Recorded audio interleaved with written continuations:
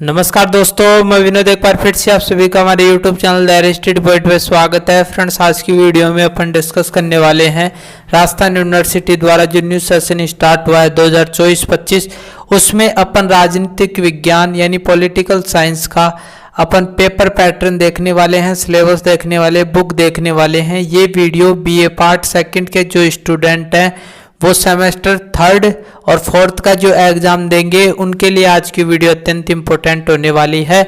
इस वीडियो में अपन बात करेंगे पेपर या बुक का क्या नाम है जो थर्ड सेमेस्टर में चलने वाली है और फोर्थ सेमेस्टर में चलने वाली है। यहाँ पर भी वही बातें होंगी, यहाँ पर रेगुलर का है, यहाँ पर नॉन कॉलेज के स्टूडेंटों का है। इसके बाद में अंक की बात करेंगे, यहाँ पर भी अंक की बात करेंगे। इसके बाद में पेपर पैटर्न की बात करेंगे कि कितने कितने अंकों के क्वेश्चन किस यूनिट से पूछे जाते हैं। इन सब पर अपन बढ़िया तरीके से बात करने वाले हैं। ये नया सिलेबस है 2024-25 का जो राजस्थान यूनिवर्सिटी ने अपनी ऑफिशियल साइट पर कुछ ही दिनों पहले जारी किया है। और जो राजस्थान यूनिवर्सिटी सिलेबस अपनी साइट पर डालती जा रही है वैसे वैसे मैं वीडियो बनाता जा रहा हूँ, ठीक है। और आपका रिजल्ट BA पार्ट फर्स्ट का रिजल्ट जल्दी ही आने वाला है। एक हफ्ता और लगेगा ज़्यादा से ज़्यादा, क्योंकि अब ज़्यादा टाइम नहीं लगेगा। तो आइए वीडियो को स्टार्ट करते हैं। पहले आपके सामने दिख रहा है नॉन कॉलेज के स्टूडेंटों की बात कर लेते हैं कि इनके पेपर और बुक कौन सी चलने वाली है। तो थर्ड सेमेस्टर जो आप दोगे उस थर्ड सेमेस्टर में जो बुक चलेगी वो प्रमुख राजनीतिक व्यवस्थाएं, ठीक है, प्रमुख राजनीतिक व्यवस्थाएं, ठीक है, ये बुक आपकी चलने वाली है। इसकी ये बुक है ना जो कौन से राइटर की आप लाओ ये भी मैं आपको दिखाऊंगा। इसके बाद में जो सेमेस्टर फोर्थ इसमें रहने वाला है नॉन कॉलेज के स्टूडेंटों का, उसमें जो बुक चलने वाली है वो भारतीय राजनीतिक व्यवस्था। थोड़ा समझ लो प्रमुख राजनीतिक व्यवस्था, इसमें क्या क्या आने वाला है। इसमें विश्व के जो मेन देश हैं उनका संविधान आपको पढ़ने पड़ेगा, वहाँ की जो शासन व्यवस्थाएं हैं वो पढ़नी पड़ेंगी, जिसमें आपको पढ़ना पड़ेगा ब्रिटेन और जापान का संविधान, संयुक्त राज्य अमेरिका का संविधान, स्विट्जरलैंड का संविधान, और यहाँ पर पढ़ना पड़ेगा आपको नेपाल और श्रीलंका का संविधान, चीन का संविधान आपको पढ़ना पड़ेगा। यानी वहाँ पर कौन कौन सी शासन व्यवस्थाएं चल रही मोटा मोटा आपको इस बुक में पढ़ना पड़ेगा। इसके बाद में भारतीय राजनीतिक व्यवस्था, इसमें भारत की जो राजनीतिक व्यवस्था के अंतर्गत जो भी आता है, राष्ट्रपति आता है, चाहिए आप प्रधानमंत्री देख लो, लोकसभा, राज्यसभा, ये सारी चीजें आपको पढ़नी पड़ेंगी। यानी भारतीय जो राजनीतिक व्यवस्था है उसमें जो भी चीजें आती हैं वो इसमें पढ़नी पड़ेंगी, ठीक है। इसके बाद में आप यहाँ पर बात करोगे तो वो की बुक चलने वाली है। यहाँ पर भी वो की वो बुक चलेगी, प्रमुख राजनीतिक व्यवस्थाएं, ठीक है। और यहाँ पर भी वो नॉन कॉलेज के स्टूडेंटों की चल रही थी वो की वो बुक चलेगी, भारतीय राजनीतिक व्यवस्था, ठीक है। अब मैं एक बुक का तो राइटर और उसकी बुक दिखा देता हूँ, वो बुक मेरे पास में है इसलिए मैं दिखा रहा हूँ, ठीक है। ये जो बुक आपके सामने दिख रही है वो ये बुक है, ठीक है। जो थर्ड सेमेस्टर में जो बुक चलेगी प्रमुख राज व्यवस्थाएं या फिर प्रमुख राजनीतिक व्यवस्था, एक ही बात है। इसका जो राइटर है वो डॉक्टर BL फड़िया, ठीक है। तो राइटर का आप नाम लिख लो ताकि आप वहां से ला सको यदि आप बुक लाना चाहते हो तो। BL फड़िया, और एक और राइटर है इसका डॉक्टर कुलदीप फड़िया, यह इसका राइटर है। यदि आप ये बुक खरीदना चाहते हो, इस बुक में पूरा संविधान दे रखा है, यानी जितने भी देश आते हैं जैसे ब्रिटिश संविधान, संयुक्त राज्य अमेरिका का संविधान, इसके बाद स्विट्जरलैंड का संविधान, जापान का संविधान, फ्रांस का संविधान, जनवादी चीन का संविधान। तो ये आप सिलेबस में भी देखोगे तो ये सारी की सारी चीज़ें इसमें दे रखी हैं। ये बुक है और ये बढ़िया बुक है, मैंने पढ़ी है और आप भी पढ़ सकते हो यदि आप बुक लाने के इच्छुक हो तो। और यदि आप पास ही होना चाहते हो तो सीरीज जब आए मार्केट में तो उसको पढ़कर पास हो जाना। अच्छी परसेंटेज आपको बनानी है तो बुकों से पढ़ना पड़ेगा, और बुकों में आपको ज़्यादा भी नहीं पढ़ो तो जो प्रीवियस क्वेश्चन पेपर में जितना भी आया हुआ है वो सारे के सारे क्वेश्चनों के नोट्स बना लो इस बुक में देखकर। उससे बाहर मेरे हिसाब से नहीं जाएगा। 5 सालों के जो पेपर होते हैं वो कम नहीं होते हैं। पूरे के पूरे जो क्वेश्चन है उन सबको बढ़िया तरीके से नोट्स बना लो, अच्छे अंक। लेकिन बुक से बनाने का मतलब ये है कि बुक में ऑथेंटिक चीज़ें दे रखी होती हैं और जो सीरीज आप लेकर आते हो उसमें शॉर्ट में चीज़ें दे रखी होती हैं, इसीलिए आपकी परसेंटेज ठीक नहीं बन पाती है। अभी आपने सीरीजों से पढ़ी है तो अब आप है ना जो रिजल्ट अपना देखोगे तो आपको अपने आप ही अंतर नजर आ जाएगा। और जो बुकों से पढ़ा है, बुकों से नोट्स बनाए हैं, उनके आप देखना रिजल्ट कैसे कितने अच्छे रहते हैं, ठीक है। इसके बाद में यहाँ तक बात आपको क्लियर हो गई होगी। इसके बाद में अपन अंकों की बात कर लेते हैं कि कितने कितने अंकों के ये पेपर रहने वाले हैं और पैटर्न की भी इसके साथ में अपन बात कर लेंगे, ठीक है। यहाँ पर थोड़ा मिटा देता हूँ मैं इसको, उसके बाद में बात करते हैं। यहाँ पर देखो ये जो बुक रहने वाली है वो 150 अंकों का पेपर रहेगा। किसका? नॉन कॉलेज के स्टूडेंटों का। ये भी 150 अंकों का पेपर रहेगा। यहाँ पर आप बात करोगे तो 120 + 30 का चलने वाला है, ठीक है। और यहाँ पर भी 120 + 30 का चलने वाला है। रेगुलर कॉलेज के स्टूडेंटों की बात बता रहा हूँ, ठीक है। यहाँ पर पास मार्किंग आप देखोगे तो 60 अंक आपको पास होने के लिए लाने हैं। इसमें भी आपको 60 अंक लाने हैं पास होने के लिए।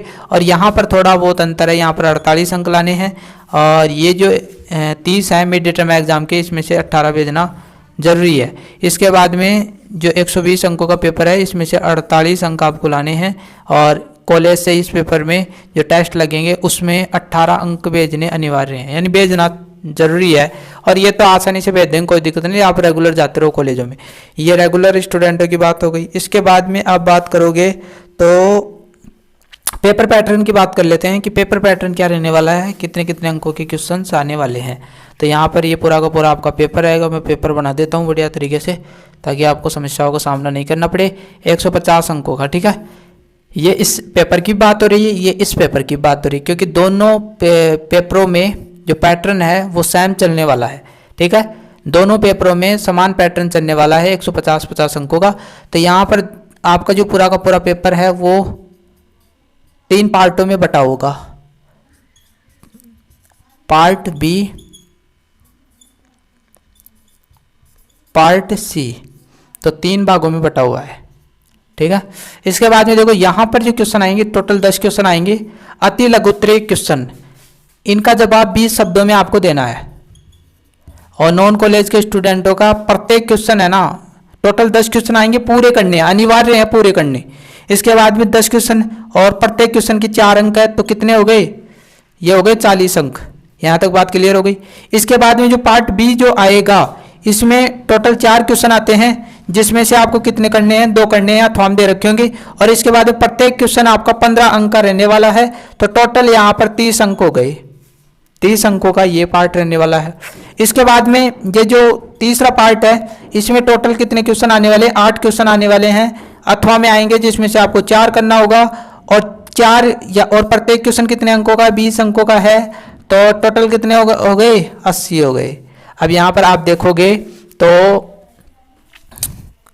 यहाँ पर आप देखोगे तो 40 अंक 20 अंक, ये टोटल 70 अंक हो गए, ठीक है। और ये 80 यानी 150 अंकों का ये पेपर पूरा पूरा हो गया। यहाँ तक बात क्लियर हो गई। ये पैटर्न इसमें भी चलेगा, ये पैटर्न इसमें भी चलेगा। अब यहाँ पर थोड़ा बहुत अंतर आपको देखने को मिलेगा।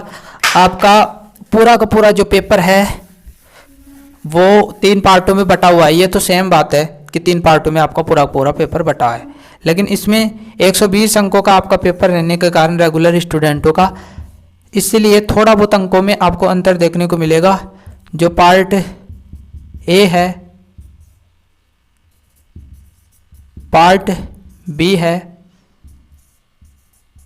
पार्ट सी है, तो 3 पार्ट मैंने पहले बता दिया आपको। यहां पर देखो 10 क्वेश्चन ही आएंगे, ठीक है। यहां पर सेम रहने वाला है, ठीक है। यहां पर भी 4 क्वेश्चन आएंगे, यहां पर भी 8 क्वेश्चन आएंगे। अब यहां पर पूरे करने हैं, लेकिन अंक थोड़े बहुत कम कर दिए 120 अंकों के होने के कारण। 10 गुणा 2, प्रत्येक क्वेश्चन 2 अंकों का आएगा, तो ये कितने का हो गया? 20 अंकों का हो गया। यहाँ पर आपका 4 क्वेश्चन दे रखे होंगे, जिसमें 2 करना होगा, और प्रत्येक क्वेश्चन 10 अंक का होगा।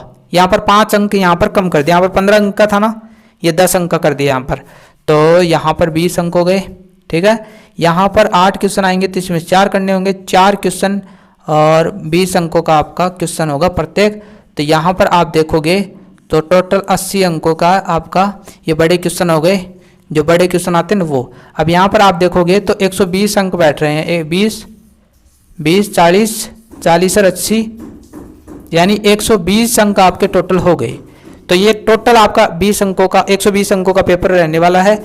ये पैटर्न जो है ना वो इसके भी लिए भी लागू है, इसके लिए भी लागू है, दोनों के लिए लागू है। और 30 अंक जो है अदर में, ये 30 अंक है ना, वो मिड टर्म एग्जाम के हो जाएंगे। तो ये 150 अंकों का आपका टोटल हो गया। ठीक है, तो यहाँ तक बात आपको क्लियर हो गई होगी। बढ़िया तरीके से मैंने बढ़िया तरीके से समझा दिया है। यदि आप सिलेबस भी बोलोगे तो सिलेबस भी मैं अगली वीडियो में समझा दूंगा, लेकिन आपको कमेंट करना होगा कि मैं सिलेबस यहाँ पर बढ़िया तरीके से आपको समझाऊं।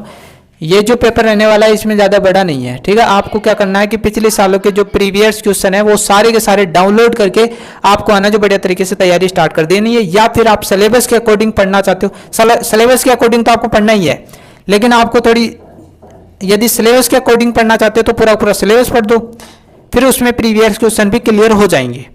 और यदि आप प्रीवियस क्वेश्चन ही पढ़ना चाहते हो तो प्रीवियस क्वेश्चन के नोट्स बना लो बढ़िया तरीके से। मैंने बार बार मैं समझाता रहता हूँ।